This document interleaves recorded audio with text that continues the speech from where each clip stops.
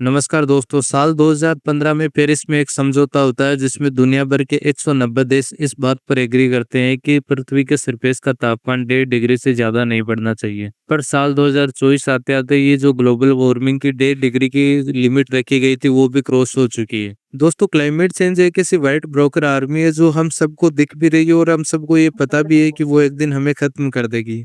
पर उसके बावजूद भी दुनिया भर के बड़े पूंजीपति हो, दुनिया भर के पॉलिटिशियन हो या चाहे आम जनता हो, वो इस बात को लेकर लिस्ट कंसर्न है। और इंडिया की बात करें तो 140 करोड़ की जनसंख्या होने के कारण हम सबसे ज्यादा अफेक्ट होंगे और इस पर्यावरण के मुद्दे को लेकर हम सबसे कम कंसर्न है। क्लाइमेट डिजास्टर के परिणाम अभी से दिखाई देना शुरू हो गए। साल 2024 अब तक का सबसे हॉटेस्ट ईयर था और साल 2025 उससे भी ज्यादा गर्म होने वाला है। क्लाइमेट चेंज एक ऐसा इश्यू है जिसका सॉल्यूशन काफी कठिन लगता है, क्योंकि जब आप क्लाइमेट चेंज की बात करते हैं तब आप थाउजेंड्स ऑफ थॉट्स को चेंज करने की बात करते हैं, क्योंकि क्लाइमेट चेंज को लेकर पूरी की पूरी मानव जाति जिम्मेदार है। जब तक इसकी फिलोसफी और थॉट प्रोसेस चेंज नहीं होगा तब तक क्लाइमेट चेंज को रोक पाना बहुत मुश्किल है। और आज हम क्लाइमेट चेंज की एक ऐसी अलार्मिंग स्थिति में आ गए जहां अगर क्लाइमेट चेंज को नहीं रोका गया तो फिर असंभव हो जाएगा। एनवायरमेंट पोल्यूशन की मुख्य वजह CO2 के एमिशन को माना जाता है।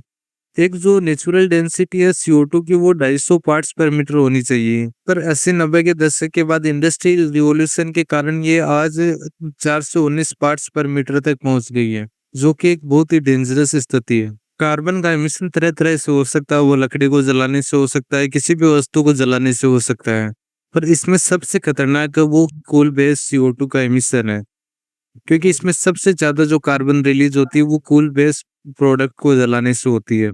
और 1980-90 के दशक के बाद ये कूल बेस इकोनॉमी आगे बढ़ी। पर्यावरण समझौते में बात तो ये की गई थी कि हमें कार्बन के एमिशन को रोकना है, पर कार्बन का एमिशन लगातार 1980-90 के दशक के बाद ये ग्राफ लगातार बढ़ता गया और इस ओवर कंजम्पशन का परिणाम ये हुआ कि 1970 के बाद सभी प्रजातियों के लगभग 70% एनिमल खत्म हो चुके हैं और जो बचे उनमें से भी 90% आर्टिफिशियल है, जिनको मानव ने अपने फायदे के लिए तैयार किया है। और जितनी ज्यादा प्रजाति इस पृथ्वी से नष्ट होगी उतना ही ज्यादा इस पर्यावरण का संतुलन बिगड़ेगा और क्लाइमेट चेंज एक ऐसी स्थिति पर पहुंच जाएगा जिसे हम कहते हैं runaway climate change. Runaway climate change का मतलब है कि प्रकृति एक ऐसी स्थिति पर पहुंच जाए जहां अगर हम ह्यूमन एक्टिविटीज के कारण पर्यावरण को बिल्कुल भी डैमेज ना पहुंचाए तब भी प्रकृति में ग्लोबल वार्मिंग बढ़ता रहेगा। इसको एक एग्जाम्पल से समझने की कोशिश करते हैं। देखिए, जो ग्लेशियर पर बर्फ पड़ी है वो सफेद रंग की, उस पर जब लाइट पड़ती है तो वो रिफ्लेक्ट कर देती है।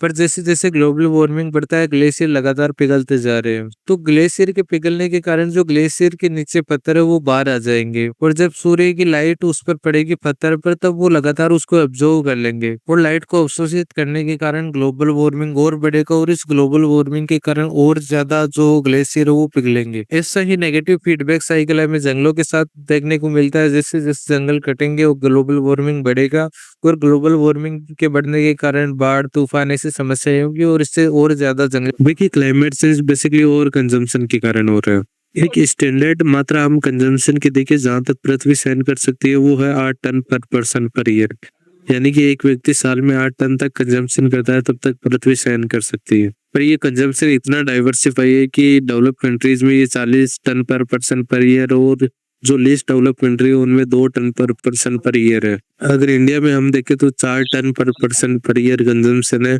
और अमेरिका जैसी कंट्रीज में ये 40 टन पर पर्सन पर ईयर है। देखिए, जो प्राइवेट सेक्टर का आदमी है वो कंजम्पशन को कभी कम नहीं होने देगा, क्योंकि उसी कंजम्पशन में उसका प्रॉफिट छिपा हुआ है। अगर आज हम अपनी खरीदारी को देख के और पिछली पीढ़ी की खरीदारी को देख के तो हम बहुत सारी ऐसी चीजें खरीदते हैं जो हमारे किसी काम की नहीं है, और क्योंकि बड़े कॉर्पोरेट ने हमारे दिमाग में ये डाल दिया है कि हैप्पीनेस ही आपका अल्टीमेट पर्पज ऑफ लाइफ और कंजम्पशन के कारण ही आपके जीवन में हैप्पीनेस आ सकती है। हमारे जीवन में जिन चीजों का कोई महत्व नहीं है वो भी हम खरीदते हैं, वो भी हम यूज करते हैं। बड़े कॉर्पोरेट लीडर ने इन चीजों को हमारे सामाजिक स्तर के साथ जोड़ दिया है और हर एक व्यक्ति की ये मंशा होती है कि वो समाज में अपने आप को अच्छा दिखा पाए। देखिए, जिन लोगों को ये लगता है कि देश की ग्रोथ के लिए कंजम्पशन जरूरी है उनको ये ध्यान देना चाहिए कि क्लाइमेट चेंज के कारण ही 2023 में इंडिया को 8% का GDP लॉस हुआ और 2050 तक इंडिया को 35% का GDP लॉस होगा केवल क्लाइमेट चेंज के कारण। एक फैक्ट्री लगाकर हम कुछ मजदूरों को रोजगार तो दे देते हैं पर उस फैक्ट्री की क्लाइमेट को कॉस्ट कितनी है ये हम भूल जाते हैं। सरकारें जो इंडस्ट्री से लगातार पॉल्यूशन निकलता है उस पर ध्यान नहीं देती है, और वो ही पॉल्यूशन एनवायरनमेंट को खराब करता है, और एनवायरनमेंट खराब होने के कारण लगातार फसलें खराब होती है और उसका लॉस हमें देखने को मिलता है। दोस्तों, क्लाइमेट चेंज अपने अंतिम स्तर पर पहुंच चुका है। अगर अभी क्लाइमेट चेंज को नहीं रोका गया तो कभी नहीं रोका जा सकता।